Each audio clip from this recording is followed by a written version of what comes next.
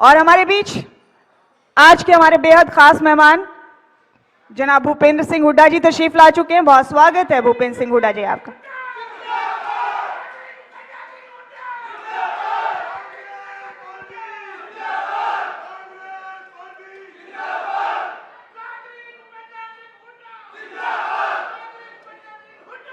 और इस वक्त हमारे बीच हमारे खास मेहमान हरियाणा के नेता प्रतिपक्ष पूर्व सीएम भूपेंद्र सिंह हुड्डा पहुंच चुके हैं और बातचीत का ये सिलसिला अब आगे बढ़ेगा।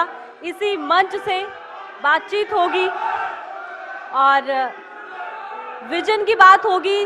2024 के विजन पर हम बात करने वाले हैं कि आखिर कांग्रेस का क्या विजन है और सत्ता पक्ष के जिस तरह से वार सामने आए हैं कांग्रेस पर, इस पर किस तरह के पलटवार नेता प्रतिपक्ष की तरफ से होते हैं।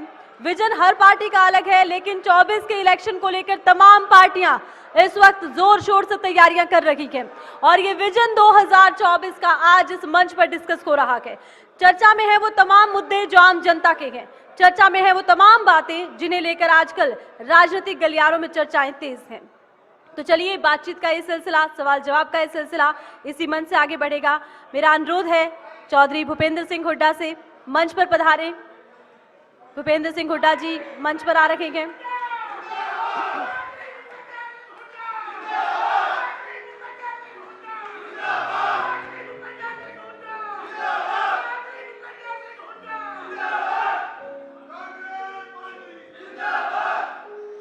तो नेता प्रतिपक्ष और पूर्व सीएम भूपेंद्र सिंह हुड्डा हमारे बीच हैं। बातचीत का ये सिलसिला, चर्चा का ये सिलसिला आगे बढ़ाएंगी खबरें अभी तक की डिप्टी एडिटर मुमताज खान। इस मंच पर विजन की बात हो रही है 24 की, चाहे वो विधानसभा का विजन हो चाहे वो लोकसभा के लिए हो। तो ओवर टू यू मुमताज। बहुत बहुत शुक्रिया आरती आपका। आज के बेहद खास मेहमान जनाब भूपेंद्र सिंह हुड्डा जी हमारे बीच पहुंच गए हैं। अभी हरियाणा के पूर्व मुख्यमंत्री हैं, फिलहाल नेता प्रतिपक्ष के तौर पर सरकार के नाक में दम किया हुआ है। बहुत स्वागत है आपका हुड्डा साहब हमारे इस खास कार्यक्रम में। धन्यवाद। खबरें अभी तक विजन 2024 के जरिए अपने उस खास मकसद को लेकर आप सबके दरमियान है कि आखिर 2024 को लेकर हरियाणा और देश की जनता क्या सोचती है। हुड्डा साहब, सवाल जवाब का सिलसिला बिल्कुल लेटेस्ट अपडेट के साथ करेंगे हम। अभी ताज़ा सुर्खियां आपने बटोरी हैं। इनेलो की कैथल रैली को लेकर आप खूब चर्चाओं में रहे हैं। कांग्रेस का कोई नेता वहां पहुंचा नहीं। आपके सियासी विरोधी कह रहे हैं कि भूपेंद्र सिंह हुड्डा जी ने कैथल में जो कोई कांग्रेस का नेता नहीं पहुंचा तो एक तीर से 3 निशाने कर दिए हैं कि इनेलो की मंशा भी पूरी नहीं हुई।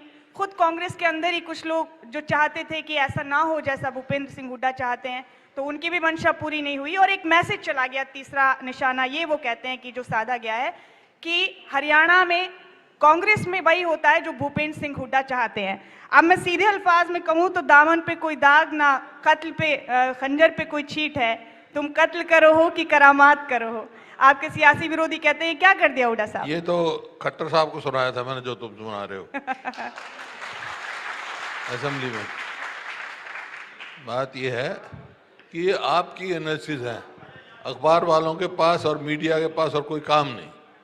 भाई उनकी कैथल में रैली हुई, हर साल करते हैं, पहले भी कभी नहीं गए हम तो।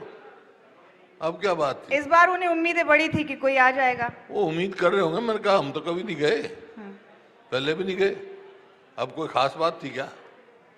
हर साल करते हैं। हाँ, तो देवीलाल का बुजुर्ग के नाते हम सब सम्मान करते हैं। हमने उनके जन्मदिन पे कर भी दिया था, ट्वीट भी कर दिया था, चाहे राजनीतिक विरोधी रहे। मैं और वो मेरा उनका 3 बार चुनाव भी हुआ, लेकिन वो हमारे बुजुर्ग थे, उनका सम्मान करते हैं। लेकिन उनका नाम या अपने बुजुर्गों का नाम अपनी राजनीतिक भूमि तलाश करने के लिए नहीं करते, खाली उनको वो दें, उनकी यादगार में करें, बुजुर्गों को याद करें तो अच्छा है। तो कुछ लोग जो है ना 3-3 जगह कर रहे हैं, सिर्फ वो उनकी राजनीतिक भूमि खिसकी हुई है उसकी तलाश में है। तो हमारे तो कुछ जाने का पहले भी नहीं गए हम। फिर भी आपके जो राजनीतिक विरोधी है वो ये कह रहे हैं कि ऐसा करके आपने आधी जंग जीत ली। अब जो आधी बची है हुड्डा साहब, आप आधी जंग जीत ली आपने। कब? आपके राजनीतिक विरोधी कह रहे हैं कि कैथल में अगर कांग्रेस का कोई नेता नहीं पहुंचा तो एक तरह से आधी जंग जीत ली। मैं कह रहा हूँ जंग कहाँ से आ गई? जंग हम कभी पहले भी नहीं गए। राजनीतिक ये तो जंग, आप लोगों की राजनीतिक सोच है, जंग। आप लोगों की मीडिया क्रिएशन है या उनकी सोच है जो ऐसी बात करते हैं। हमारे तो पहले भी कभी नहीं गए। अच्छा हुड्डा साहब, किन किन मुद्दों को लेकर भरोसा है आपको इस बार की इस बार कांग्रेस ने आना है हरियाणा की सत्ता में? हाँ, किन किन मुद्दों को लेकर भरोसा नहीं, है? मुद्दे तो सारे ही हैं। देखिए, जो प्रदेश 2014 में प्रति व्यक्ति आय में, प्रति व्यक्ति निवेश में, नौकरी देने में, कानून व्यवस्था के मामले में पूरे देश में नंबर 1 प्रदेश था। आज क्या है? आज हमारा प्रदेश नंबर 1 है बेरोजगारी में, महंगाई में, और जो आपका सोशल प्रोग्रेसिव इंडेक्स है वो मेरा नहीं है, प्रधानमंत्री दफ्तर का है। उनमें हरियाणा पूरे देश में सबसे ज़्यादा असुरक्षित प्रदेश है पूरे देश में। और आपका देख रहे कानून व्यवस्था जब असुरक्षित ही है, जिस प्रकार से कानून व्यवस्था की धज्जियाँ उड़ी हुई हैं आपके सामने है, कोई भी विकास का चिन्ह दिखाई नहीं दे रहा है हरियाणा में। तो ये मुद्दे हैं, मुद्दे ही मुद्दे हैं। खट्टर साहब तो कहते हैं हैप्पीनेस इंडेक्स में नंबर 1 आ गए हम। मैं बता ना, ये मेरा तो नहीं, सोशल प्रोग्रेस इंडेक्स में नंबर 1 पूरे देश में सबसे ज्यादा असुरक्षित हरियाणा है। बेरोजगारी में मेरे आंकड़े नहीं है, सबसे ज्यादा हमारे समय में, मतलब इनके सरकारी आंकड़ों की तरफ से गवर्नमेंट ऑफ इंडिया के मंत्री ने जवाब दिया है लोकसभा में, 2.8% था, अब 9% हो गया, मतलब 3 गुना हमारे से ज़्यादा बेरोजगारी है। तो कहाँ रोजगार ये नहीं दे सकते? 2 लाख जगह खाली हैं, सरकारी नौकरियां, रोजगार ये दे नहीं सकते, इन्वेस्टमेंट ये ला नहीं सकते, तो कहाँ से रोजगार मिलेगा? बल्कि बहुत सारी तो फैक्ट्रियाँ छोड़ के चलेगी, क्योंकि कोई भी हो, जब कोई इन्वेस्ट करेगा तो जब तक वो अपने आप को सुरक्षित महसूस नहीं करेगा तो कौन इन्वेस्ट करेगा यहाँ? प्रदेश जो बहुत ऊंचे पायदान पे था, नंबर 1 था देश में, वो नीचे पायदान पे आ गया। हरियाणा की सरकार तो कहती है कि हमने 1.25 लाख रोजगार तो दे दिए, 50 से 60 हजार के करीब पाइपलाइन में है। क्या ये तो सरकार दावा करती है कि हमने तो 1.25 लाख के करीब रोजगार दे दिए, 50 से 60 हजार पाइपलाइन में। ये मेरी आंकड़े नहीं है, केंद्र के मंत्री के आंकड़े हैं। 9%, CMI के देखोगे तो आप 36% है। सबसे बड़ा ज्यादा पूरे देश में सबसे ज्यादा बेरोजगारी हरियाणा में है, इसमें कोई दो राय नहीं है, डाउट नहीं है। कहाँ दे दिए तो 2 लाख खाली क्यों पड़े? ये मैंने नहीं कहा, विधानसभा में चीफ मिनिस्टर का जवाब था कि 2 लाख जगह खाली पड़ी है। ये एक और लोगों को, जो युवाओं के साथ जो मजाक किया जा रहा है, ये जो रोजगार क्या बना रखा है ना, है पोर्टल, हाँ, इसके बना रखा है, तो वो क्या देगा? कोई पक्की नौकरी नहीं देगा लोगों के, मतलब उनके युवाओं के भविष्य के साथ खिलवाड़ हो रही है। जैसे अग्निपथ में हो गया, अग्निवीर है, क्या है, 4 साल 19 साल का बच्चा जाएगा फौज में, 23 साल का वापस आ जाएगा, ना उसकी पेंशन है, यहाँ क्या करेगा? तो इस प्रकार से युवाओं के भविष्य के साथ खिलवाड़ हो रही है, रोजगार नहीं दिए जा रहे। आप जिस CMI का रिपोर्ट का जिक्र करते हैं हुड्डा साहब, खट्टर साहब कहते हैं कि इसके जो मालिक है नरोत्तम शाह, वो तो सुरजेवाला के दोस्त हैं। 2014 में कांग्रेस मैनिफेस्टो कमेटी के वो सदस्य भी रह चुके हैं। आपसे पहले बीजेपी के नेता जो आए वो भी ये बात दोहरा के गए, वो मानते ही नहीं CMI की रिपोर्ट को। सेंट्रल गवर्नमेंट की मानते हैं? मैं तो मंत्री का जवाब दे रहा हूँ, उनके सेंटर के मिनिस्टर का जवाब दे आपको, लोकसभा का सवाल दे, जो 2.8 था 9% है। 3 गुना बेरोजगारी हरियाणा में बढ़ी इस 9 साल में, 3 टाइम्स मोर, समझे? और CMI का यहाँ तो मानते नहीं, उत्तर प्रदेश में जो है मुख्यमंत्री यही आधार मानते हैं। हाँ। हम तो इतने रोजगार, इतना बेरोजगारी हमारी, गुजरात में वो आधार मानते हैं, फिर हरियाणा में क्या है? ये दौरा जो है पैमाना नहीं चल सकता। हुड्डा साहब, एक बहुत अहम सवाल है और इसे पूछे बगैर ये बातचीत अधूरी है। वो ये कि आपके पास खूब सारी दलीलें हैं इस बार सत्ता में आने के लिए। आपने बेरोजगारी के मामले में बताया हरियाणा कहाँ खड़ा है, आपने बताया कि अग्निपथ जैसी स्कीम्स की वजह से भी लोग परेशान हैं। आप अक्सर ये कहते हैं कि ये पोर्टल की सरकार है, इसने भी जो अनपढ़ लोग हैं जिन्हें टेक्नोलॉजी का ज़्यादा नहीं पता उनको बहुत ज़्यादा परेशान किया है। जब आपके पास इतने सारे मुद्दे हैं हुड्डा साहब, और आपको ये भी मालूम है कि एंटी इनकम्बेंसी जैसा फैक्टर भी मौजूदा सरकार के खिलाफ काम कर रहा होगा, तो फिर एक छोटी सी चीज़ जिससे प्रदेश कांग्रेस अभी परेशान है वो ये कि कुछ कुछ नेताओं के बीच नाइत्तेफाकी हो जाती है, वो समझ जाए तो फिर ये मौके आप कैश कर सकते हैं। कोई नाइत्तेफाकी नहीं है नेताओं के बीच में, ये प्रजातंत्र है, प्रजातांत्रिक हमारी पार्टी है, सबके अपने अपने विचार होते हैं और मतभेद हो सकते हैं लेकिन मनभेद नहीं है हमारे। जब कोई फैसला होगी पार्टी एक है। तो आपको लगता है ज्यादा गंभीर होने वाली बात नहीं है, इससे नुकसान नहीं होगा? कोई है नहीं ना, ये आप लोगों की क्रिएशन है, कोई है नहीं। अब खट्टर साहब से तो आप पूछते नहीं, अगर जब कभी इकट्ठे हुए हैं ये एक जगह कोई देखा है जहाँ मनोहर लाल खट्टर जी हों, जहाँ चौधरी बीरेंद्र सिंह जी भी हों, जहाँ राव इंद्रजीत भी हो, ये कितने नेता हैं जो ये वहाँ बाई इलेक्शन हुआ था आदमपुर का, वहाँ अनिल विज गए क्या? नहीं पूछते हैं हुड्डा साहब वहाँ हमसे। चौधरी बीरेंद्र सिंह गए क्या? वहाँ अरविंद शर्मा गए क्या? चुनाव लड़ रहे थे, इज्जत बेइज्जती लड़ रहे थे। नहीं, हम उनसे तो भी फिर पूछते हैं। पूछते पर नुकसान हर पूछते तो पार्टी को होता है, क्या जवाब आता है उनका? नहीं, कि वो भी आपकी तरह मना करते हैं कि कोई बात नहीं है ऐसी। फिर ठीक है, वो भी आपकी तरह कहते हैं कि ऐसी तो कोई मैं बात तो नहीं। असलियत कहता हूँ, वो अपने बनावटी बात करते हैं। मनभेद नहीं है, मतभेद है, वो भी ये कहते हैं। अच्छा हुड्डा साहब, पोर्टल से इतनी दिक्कत क्यों है आपको? पोर्टल ने तो हर वर्ग को परेशान कर रखा है, चाहे वो किसान हो चाहे शहरी हो, कोई भी देखो। आप देखो ना, ये पोर्टल की मेहरबानी है कि आज जो खरीद चल रही है धान की, 20 लाख क्विंटल धान मंडी में आ चुका है। खरीद अभी कुल 5 लाख क्विंटल की हुई है। 3.5 लाख क्विंटल बाजरा मंडी में आ चुका है, खरीद 40,000 की हुई है। क्यों? पोर्टल ही नहीं चलता इनका। पोर्टल की सरकार है क्योंकि इन्हें खुद तो करना नहीं। तो मैंने कहा था विधानसभा में, भाई पोर्टल से सरकार चलनी है तो क्या जरूरत है मंत्रियों की, क्या जरूरत है? वहाँ भी पोर्टल रख दो, मुख्यमंत्री के दफ्तर में पोर्टल रख दो तो पोर्टल कर लेंगे। पोर्टल ये आपका आईडी, प्रॉपर्टी आईडी है।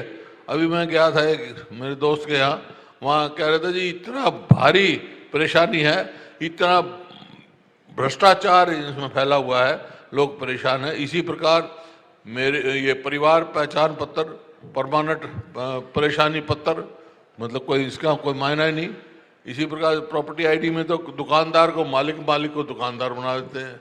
ये तो इस किस्म की बातें चल रही हैं। और फिर कोई ये एक मेरी फसल मेरा ब्यौरा, जब किसान की फसल खेत में होती है, ऊपर से बादल गरज रहा हो तो वो तो आप मंडी में लेके जाएगा ना, लेकिन जब तक नहीं जाएगा जब तक पोर्टल नहीं चलेगा मेरी फसल मेरा ब्यौरा लेके, तो बात करो उसकी फसल खत्म हो जाएगी। तो पोर्टल से दिक्कत है हुड्डा साहब, या पोर्टल के सही तरीके से ना चलने से दिक्कत है? डिजिटलाइजेशन कोई खराब चीज नहीं है, हमने ही शुरू की थी, लेकिन वो पोर्टल इस्तेमाल करने चाहिए जो जनहित में हो, वो नहीं जो भ्रष्टाचार पैदा करे और जन विरोधी हो, जो लोगों के लिए परेशानी पैदा करते हो। बहुत चीज। लेकिन जितनी मुखालफत होती है पोर्टल की, फिर पहले ये पोर्टल नहीं थे तो मंडी में किसान का अनाज नहीं बिकता था। अरे फसल निकलते ही खेत में आते मंडी में ले आता था, अच्छा दाम मिलता था, एमएसपी मिलती थी। आज धान में एमएसपी मतलब 500-600 रुपये कम। इसी तरह बाजरे में किसान को 200-300 रुपये प्रति क्विंटल कम मिल रहा है। ये पोर्टल की मेहरबानी है। नहीं, लेकिन आपने खुद कहा ना डिजिटलाइजेशन अच्छी बात है, आप ही लोगों ने शुरू किया, बल्कि स्वर्गीय राजीव गांधी जी का सपना था कि तकनीकी तौर पे बहुत मजबूत हो भारत देश। तो ऐसी चीजों की तो तारीफ कर देनी चाहिए। डिजिटाइजेशन की जरूरत होती है वहाँ लगाए ना। ये बहुत काम होते हैं, बहुत जगह इस्तेमाल हो सकती है ये डिजिटाइजेशन। लेकिन ये मेरी फसल मेरा ब्यौरा, प्रॉपर्टी आईडी, ये परिवार पहचान पत्र, इन्हें को भी मायने नहीं। हमारी सरकार आएगी तो सबसे पहले दिन जो है इनको चलता कर देंगे। हरियाणा की सरकार ये भी कहती है हुड्डा साहब कि पोर्टल की बदौलत है कि हम मुआवजा जल्दी से वक्त पे दे देते हैं, मुआवजा टाइम पे दे देते हैं किसानों को, जो कंपनसेशन जो होता है, मुआवजा ऐसा जो होता है। देखिए आप पोर्टल की सारे हरियाणा में जाते हो ना, आप कहीं जाओ, 3-3 साल पहले का मुआवजा नहीं मिला। जो 3 साल पहले लोगों की फसल खराब हो गई, 2 साल पहले खराब हो गई, उसके लिए लोग धरने पे बैठे हैं, लोग किसानों को लाठियां चार्ज हो रही हैं। आप तो हरियाणा से बाहर रहते हो क्या कहीं? रोज आप क्यों रहते हो? अब उन्हीं की दलील मैं आपको देती हूँ। वो ये कहते हैं कि वो ये कहते हैं, वो कि छोड़ो, आप क्या कहते हो? हरियाणा से बाहर रहते हो, अंदर रहते हो? सर हमारा काम सवाल पूछने का है, वो कहते हैं हरियाणा का ही हिस्सा है, हमारा काम सवाल पूछने का है। हमने उनसे भी पूछा, आपसे पहले कृषि मंत्री भी यहाँ पर आए थे, हमने उनसे भी पूछा, ये जिस अनियमितता का जिक्र आप कर रहे हैं प्रॉपर्टी आईडी में, उसकी प्रॉपर्टी उसके नाम हो जाती है, हमने ये सवाल उनके सामने भी रखा था। हमारा काम उनसे भी सवाल पूछना और आपसे सवाल पूछना, जवाब भी सवाल पूछना। असलियत तो लाना भी आपका काम है। जी बिल्कुल लाएंगे। तो असलियत तो लाओ ना, सच बताओ। बिल्कुल आप जाओ मंडियों में, आप मंडियों में जाओ, मेरे साथ चलो कल सुबह जी मंडियों में। वो तो करोगे नहीं, बहुत सारे बैठे सवाल पूछोगे। बहुत सारे लोग हुड्डा साहब वो बोलते हैं, वो कहते हैं। नहीं, अरे लोग क्या कहते हैं, मैं ये सुनना चाहता हूँ आपके मुंह से। मीडिया का असली काम ये है कि ये बताए मेरे को लोग क्या कहते हैं। मैंने बताया, वो कहते हैं आपको सवाल ये है। ठीक है हुड्डा साहब, मैंने कृषि मंत्री जेपी दलाल यहाँ इसी स्टेज पर बैठे थे, मैंने उनसे ये सवाल किया कि नूह और तावड़ू की मंडियों में 23 तारीख को फसल खरीद का ऐलान किया गया था, वहां 2-3 दिन तक लगातार प्रदर्शन किया किसानों ने। मैंने उनसे ये सवाल किया था जनता की तरफ से। मैं सरकारी आंकड़े बता रहा हूँ, 20 लाख क्विंटल धान मंडियों में पड़े हैं, खरीद कुल 5 लाख क्विंटल की हुई है, तो ऐसा 15 लाख क्विंटल की हुए, और 3.5 लाख क्विंटल जो है बाजरा के हुए हैं, और खरीद कुल 40,000 क्विंटल की हुई है। हाँ, तो हमने अपनी जिम्मेदारी निभाई ना। हमने उनसे भी सवाल किया कि क्यों आखिर खरीद शुरू होने के बाद भी जवाब फसल पड़ी है उनके वहाँ पर। जवाब उनके तो जवाब की मैं बता रहा हूँ। अच्छा हुड्डा साहब, सरकार ये भी नहीं मानती कि हमने कर्जा लेके, मौजूदा सरकार को ये भी गलत नहीं लगता कि इतना बड़ा जो कर्जा लिया हुआ है उन्होंने, जैसे कि आप अक्सर कहते हैं कि कोई नया काम तो किया नहीं है, फिर कर्जा इतना ज्यादा क्यों ले लिया? तो उनकी दलील ये होती है कि विकास के काम करने के लिए कर्जा तो लिया ही जाएगा। अच्छा ठीक बात है, विकास का काम हो तो कर्जा लिया जाएगा। तो कर्जा किस चीज के लिए लिया भाई? कोई पावर प्लांट लगाया इन्होंने? हमने 4 पावर प्लांट लगाए, थर्मल पावर प्लांट। कोई 1 इंच मेट्रो लेके गए आगे? एक नया पोल मेट्रो का लगा?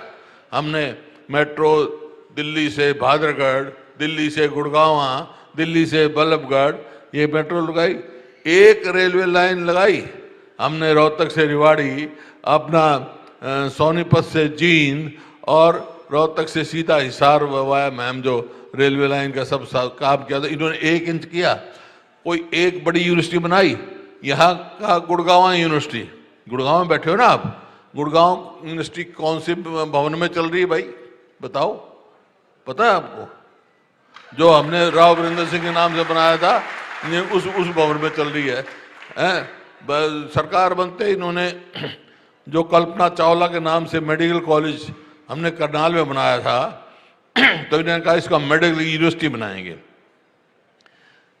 नाम बदल दिया। चलो, नाम बदलना नहीं चाहिए था, किसी का नाम रखा हुआ कल्पना चावला, हमारी प्राइड बेटी रही है, और आज तक 9 साल हो गए यूनिवर्सिटी के भवन तैयार नहीं हुए, समझे?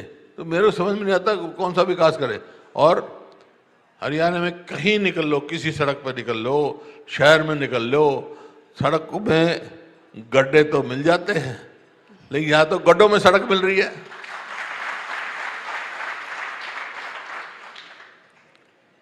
तो कौन सा विकास किया उन्होंने ये बताएं तो? वो कहते हैं दुधोला में विश्वकर्मा यूनिवर्सिटी बना दी हमने। वो कहते छोड़ दो, आप सारे हरियाणा में। हमने थोड़ी काम किया है, हम तो उन्हीं के काम बताएंगे ना आपको। हम तो आपको उन्हीं के काम मैं तो काम पूछ रहा हूँ। आरओई स्कूल्स की तादाद 3 गुना बढ़ा दी है।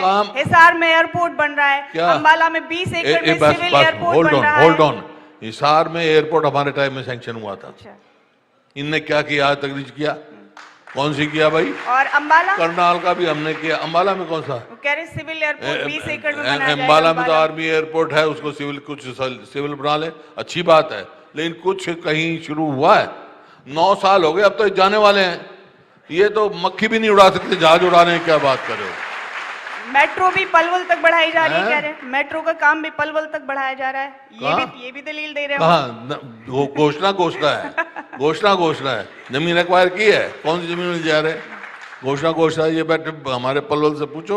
हरियाणा और यूपी की कनेक्टिविटी मजबूत करने के लिए 2 फ्लाईओवर भी बनवाए उन्होंने। कौन से? वो नेशनल हाईवे के हैं जेवर एयरपोर्ट के लिए, वो हमारे कितने गिनती करो। ये जो बदरपुर का किसने बनाया, उससे आगे किसने बनाए? आपका किधर ही जाओ, इधर जाओ उधर जाओ, किसने बनाए? उससे पहले तो 10 साल आप ही थे, ऐसा आप ही है करवाते जितने नेशनल हाईवे हैं आज हरियाणा में 90% हमारे समय के बने हुए हैं। तो वो 17 कौन 10 से?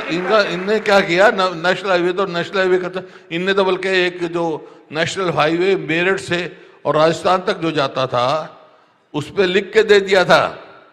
ये पहला प्रदेश है हरियाणा का जिसने स्वयं ये लिख के दिया हो मुख्यमंत्री जी ने कि हमारे को नेशनल हाईवे की जरूरत नहीं है। वो तो गडकरी मंत्री थे, जब उनके पास गया तो उन्होंने लिख दिया ठीक है 1000 करोड़ रुपए दे दो हमारे को, हम छोड़ देंगे। जब ये बना रोड 5707 गांव में 24 घंटे बिजली भी दे रहे हो। मैं किसी गांव में जाके देखना आप, 5707 शहर में ही नहीं मिलती, 24 घंटे शहर में नहीं मिलती। गांव की तो बात छोड़ो, गांव में तो इनका कोई ध्यान ही नहीं है। और 1,59,000 खाली घोषणा करना, लोगों को गुमराह करना, ये इस चीज में माहिर है। इवेंट मैनेजमेंट, जैसे आप भी इवेंट मैनेजमेंट में माहिर हो ना, ये आपके भी गुरु हैं इवेंट मैनेजमेंट में, आपके भी गुरु हैं। मीडिया का काम क्योंकि सवाल पूछना है, इसलिए मीडिया ये इल्जाम हमेशा झेलता है। कोई बात नहीं, वो आपसे पहले जो बीजेपी के नेता आए थे वो भी यही बोल के गए हमें, वो भी यही बोल के गए हमें। सुनिए, एक कला होती है इवेंट मैनेजमेंट, वो आप में भी कला है, आपसे ज्यादा उनमें है। नहीं, आप पूछते हैं ना हमेशा, आप पूछते हैं हमेशा कि वो हम बता दें उन्होंने तो क्या किया इवेंट है। मैनेजमेंट में नहीं, हम तो काम करने में हैं। कहो तो मैं बता देता हूँ इतने कितने इंस्टीट्यूट बनाए हमने, क्या क्या किया, इनने क्या किया। एक का नाम तो बताओ मेरे को। अच्छा चलिए ये बताइए। एक यूनिवर्सिटी ऐसी बनाओ, एक एम्स का पिछले 8-9 साल से चल रहा है कि फलाने गांव में बनेगा। अब प्रधानमंत्री फलाने ने वो फाउंडेशन स्टोन रखेंगे, 9 साल में फाउंडेशन स्टोन नहीं रखा गया, बनेगा कब? अगले 20 साल में। और तो इंस्टीट्यूट की बात क्या है, हमारे समय में फाउंडेशन स्टोन भी रखा गया और कंप्लीशन भी हुआ, और एम्स के साथ साथ नेशनल कैंसर इंस्टीट्यूट का कंप्लीशन हुआ बाड़सा में, यहाँ गुड़गांव के साथ ही है वो। अच्छा, आप तीसरे टर्म की बात करते हैं। आपने बड़ी एक भावनात्मक अपील की थी हरियाणा की जनता से कि तीसरा टर्म, तीसरा मौका कांग्रेस को और आपको मिलना चाहिए। तो इस तीसरे टर्म में, तीसरे कार्यकाल में भूपेंद्र सिंह हुड्डा ऐसी कौन सी चीजें जो करना चाहेंगे? ये नहीं कहा मैंने, ये कहा है कि हरियाणा की 36 बिरादरी मन बना चुकी है 2024 में कांग्रेस की सरकार बनेगी। अब क्या करेंगे सर? हम अब क्या है आपके लेआउट में? अब क्या करेंगे हम? एक तो जो तमाशा युवाओं के साथ कर रखा है, अब देखो ना 100 पोस्ट HCS की निकाली इन्होंने, तो 300 बच्चों को इंटरव्यू बुलाना चाहिए था, 61 ही बुलाए। बस इतनी धांधली हुई है कि आप अंदाजा नहीं लगा सकते, और कोई इन्वेस्टमेंट नहीं। तो अब हम क्या करेंगे? हम करेंगे सबसे पहले जो है सेफ्टी और सिक्योरिटी, ये देंगे लोगों को, जैसे पहले दी थी 2005 में। आज आप देख रहे हैं वुमेन रिजर्वेशन का सारे दलों ने समर्थन किया।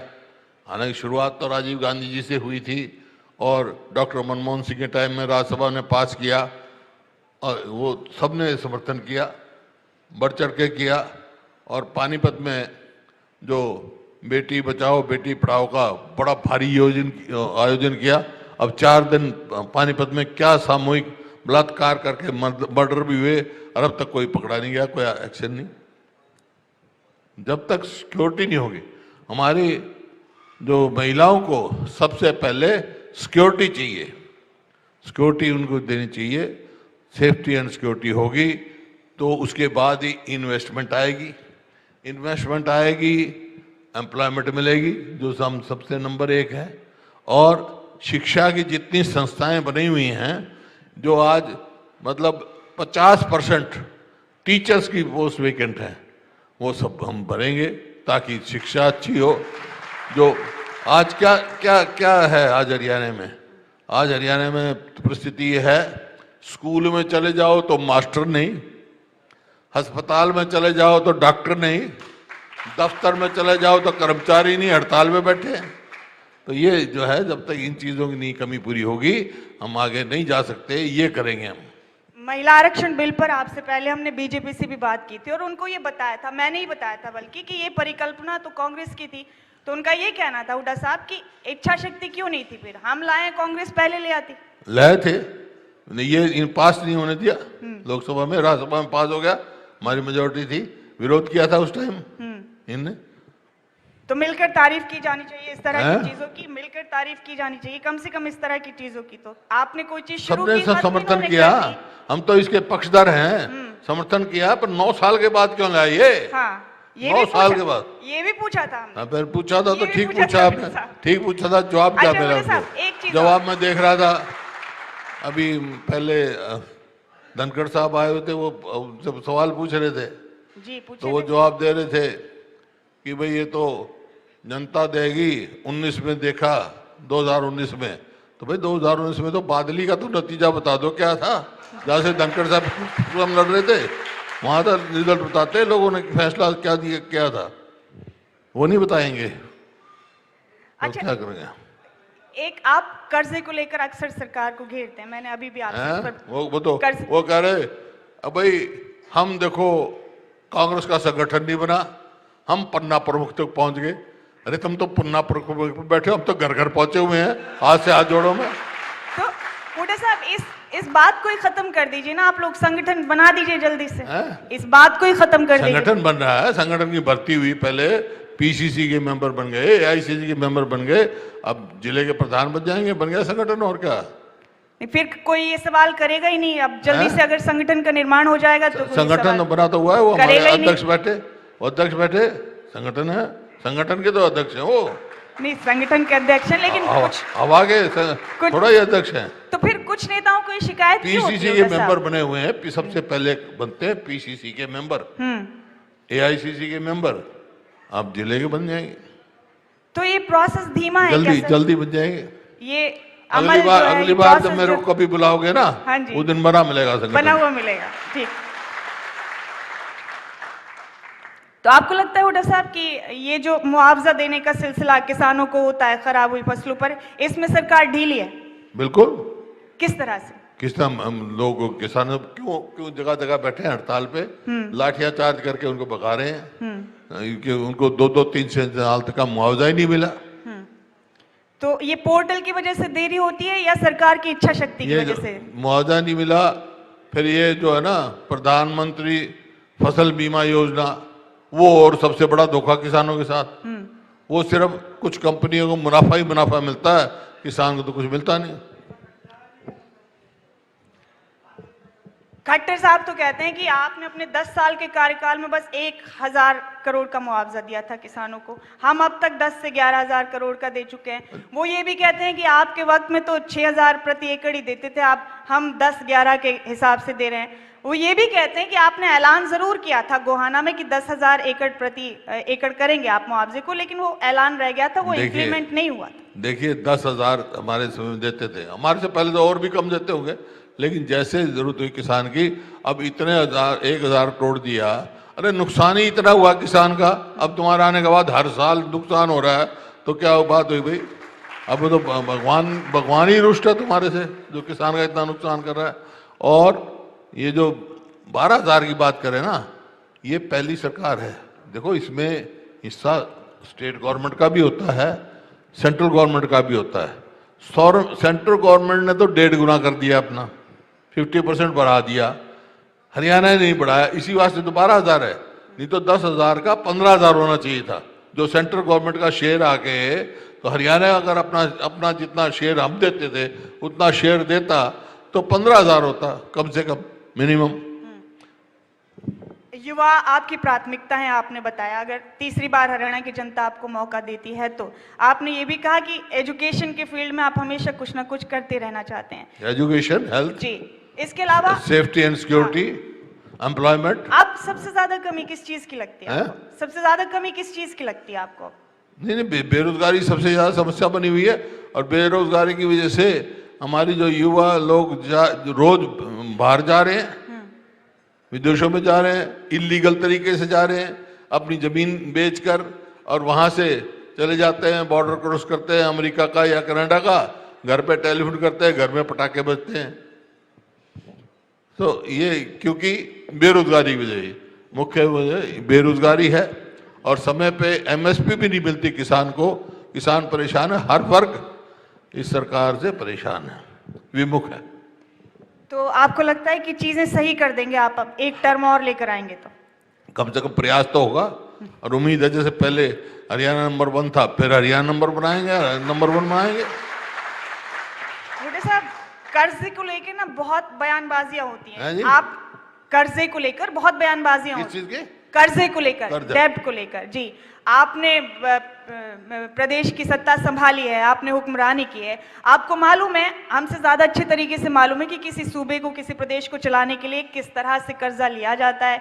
क्या वाकई बिल्कुल बेफिक्र होकर कर्जा लिया जाता है कि विकास करना है तो कर्जा लिया भी जाना है? हमने ये सवाल भी रखा था कि कर्जा लौटाया भी जाता है, लेकिन अगर इस हद तक कर्जा लिया हुआ है सरकार ने, आपको नहीं लगता है कि श्वेत पत्र की डिमांड कर देनी चाहिए सरकार से? देखिए, ये अभी 3-4 दिन पहले अखबार में आया हुआ था, वर्स्ट इकोनॉमिकली मैनेज्ड सरकार हमारी गवर्नमेंट है, ऊपर ले 3-4 प्रदेशों में, पंजाब के बाद हरियाणा का नंबर आता है, इस तरह 1-2 स्टेट और होंगी सबसे वर्स्ट। मेरा एनालिसिस नहीं है।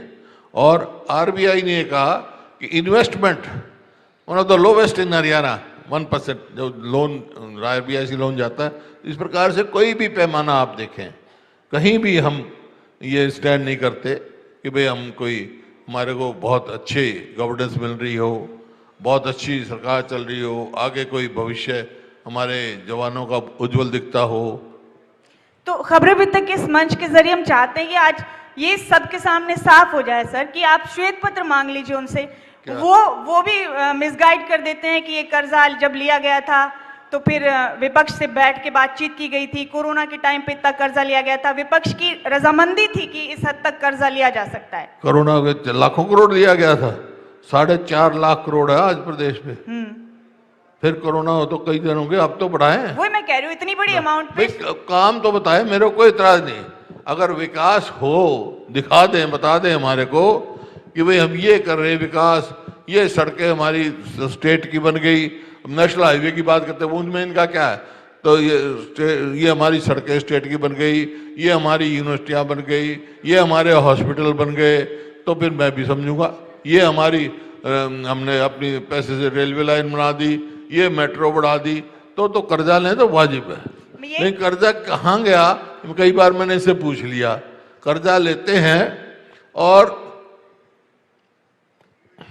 यही तो कह रही हूँ, भ्रष्टाचार, पानी का पानी हो जाएगा। भ्रष्टाचार, भ्रष्टाचार, अब कहेंगे कि भाई भ्रष्टाचार इतने % होगा जब पेमेंट मिलेगी, इतने % कोई कमीशन दे देगा तो सड़क कहाँ से बनाएगा?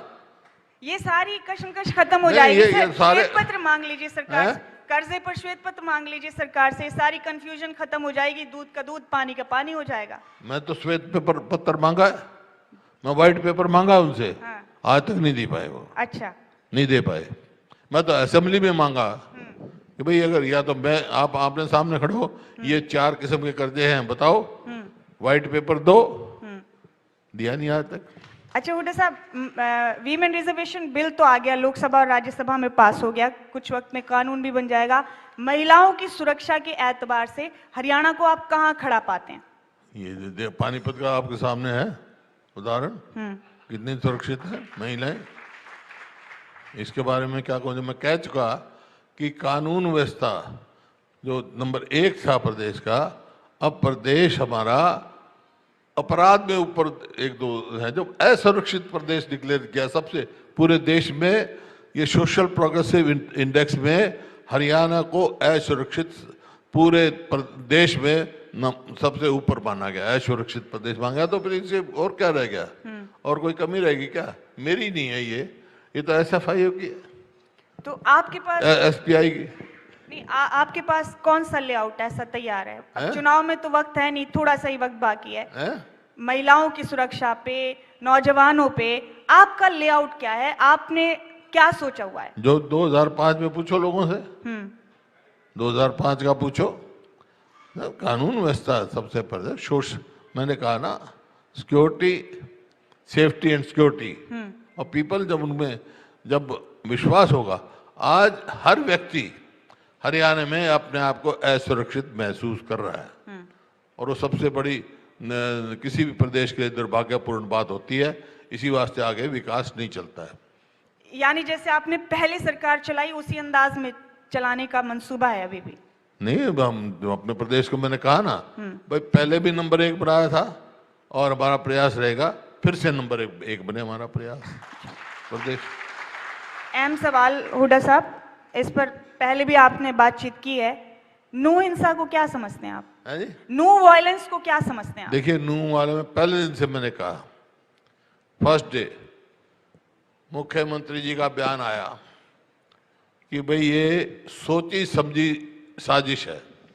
अगर मुख्यमंत्री ये बयान देते हैं तो मैंने जब भी मांग की थी कि भाई हाई कोर्ट के जज के अंदर जुडिशियल इंक्वायरी करी जाए, दूध का दूध पानी का पानी करा जाए। क्यों भाग रहे हैं भैया? क्यों नहीं करवाते जुडिशियल इंक्वायरी? पता लग जाएगी सच हकीकत क्या है।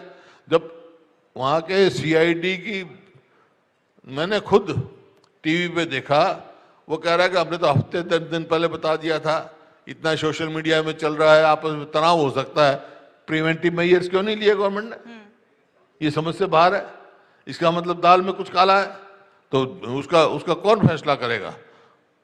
उसका फैसला जुडिशियल इंक्वायरी हाई कोर्ट के सिटिंग जज के अंदर की जाए तो दूध का दूध पानी का पानी हो जाएगा। होना चाहिए दूध का दूध पानी में।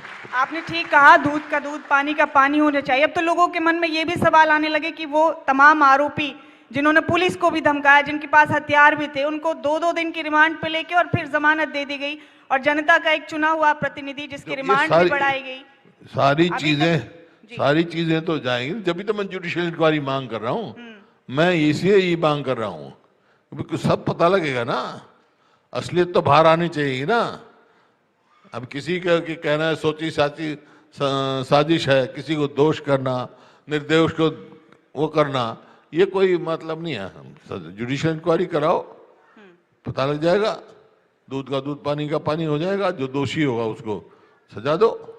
ठीक है हुड्डा साहब, जिस अंदाज के लिए, जिस बेबाकी के लिए आप जाने जाते हैं, आज भी आपने उसी अंदाज में सारे सवालों के जवाब भी दिए, अपने विरोधियों को भी खूब घेरा, और ये मैसेज भी आज आपने दे दिया बहुत ढंग से कि बहुत गुरूर है तुझको है सर फिरे तूफान, मुझको भी जिद है कि दरिया के पार जाना है। बहुत बहुत शुक्रिया आपका इस बार। मैं तो यही कहना चाहता हूँ कि भाई मैं समंदर हूँ, मेरे घर अपना मकान मत बना लेना, मैं फिर लौट के आऊंगा। चलिए, बहुत शुक्रिया भूपेंद्र सिंह हुड्डा जी, नेता प्रतिपक्ष और पूर्व सीएम भूपेंद्र सिंह हुड्डा जी से मेरा निवेदन यही है कि मंच पर रहिएगा। खबरें अभी तक के एडिटर डॉक्टर नासिर हुसैन कुरैशी सम्मानित कर रहे हैं मोमेंटो देकर, और बहुत शुक्रिया हुड्डा साहब, विस्तार से चर्चा प्रदेश के मुद्दों को लेकर की है और बड़ी बेबाकी से जवाब देते नजर आए हैं। भूपेंद्र सिंह हुड्डा जी, आपसे मेरा निवेदन रहेगा, मंच पर ही रहिएगा। कांग्रेस के नेता हैं रामकिशन सेन, ओबीसी समाज से जुड़े हैं, उन्हें भी सम्मानित इसी मंच से किया जाना है। उनसे मेरा निवेदन है कि मंच पर आएंगे। और नेता प्रतिपक्ष भूपेंद्र सिंह हुड्डा, पूर्व सीएम भूपेंद्र सिंह हुड्डा, इन्हें सम्मानित करने वाले हैं। बड़ी बेबाकी से इस मंच पर देश और प्रदेश के मुद्दों को लेकर हुई है चर्चा, और नेता प्रतिपक्ष जाने भी अपने इसी अंदाज के लिए जाने जाते हैं जिस अंदाज में वो बात करते हैं, और हर मुद्दे पर बड़ी बेबाकी से हर सवाल का जवाब नेता प्रतिपक्ष भूपेंद्र सिंह हुड्डा ने दिया है। बहुत शुक्रिया आप तमाम लोगों का इस चर्चा में आए और आपने देश और प्रदेश के इस विजन की चर्चा में हिस्सा लिया है।